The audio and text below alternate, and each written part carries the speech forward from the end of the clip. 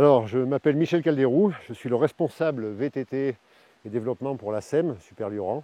On a démarré en 2005, donc ça fait la 11e saison que nous développons ce genre de produit. Et force est de constater que c'est quelque chose qui prend. Chaque année, on a un petit noyau dur qui tend à se développer de pratiquants.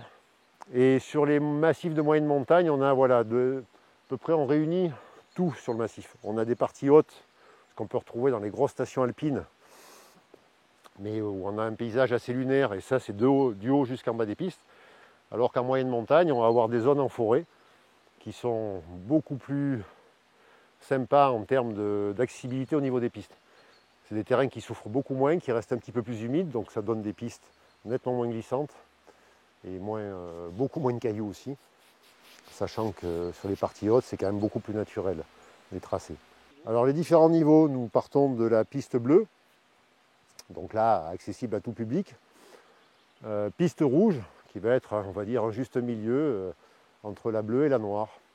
Sachant que notre piste noire est avant tout un stade de descente, réservé aux courses, qui reste accessible et ouvert au public toute la saison estivale.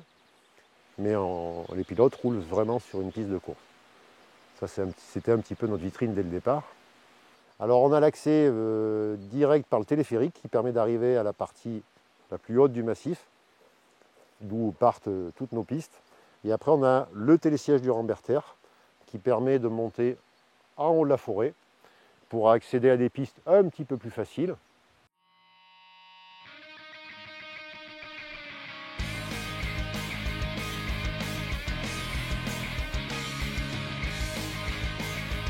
Allez, bon rôle mon gars. Allez, go.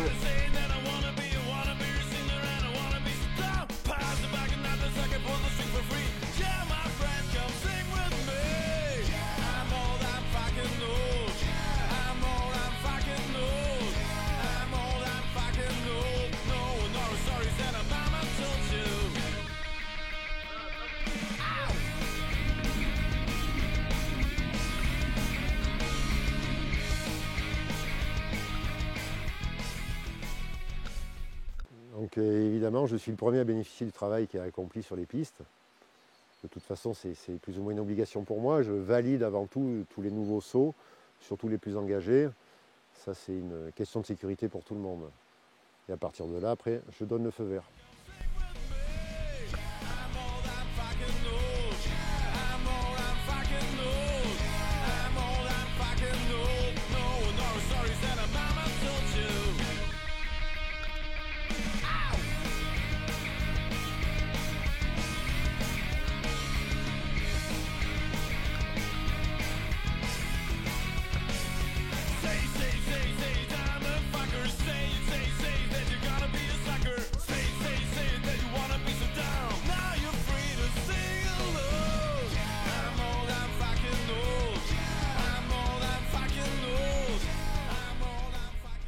Déjà dans un souci de respect de l'environnement et pour avoir un impact le moins important sur le massif, on essaye de chaper au maximum à la main, sachant qu'évidemment l'intervention d'une pelleteuse est quand même nécessaire. Il y a des zones qui sont beaucoup plus délicates, mais c'est toujours fait avant tout dans le respect de l'environnement.